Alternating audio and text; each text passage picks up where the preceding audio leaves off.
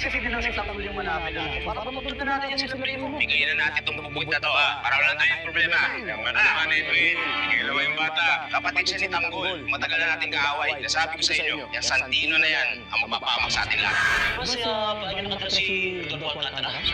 Oo, bakit? Doon sa sosyal. Pinagpapasa ko yan. Nagsasak siya. Kakilala ba kung sino may gawa nito sa kanya? Si Cortez daw. May checkpoint! Nagkakoy na rin! Ako bahala, Tanggol. Okay, ikaw lang bahala. Ikaw lang bahala dyan. Tagalin tayo dito. Sigurado mo makilala sa etiquette. Sabi nyo ah.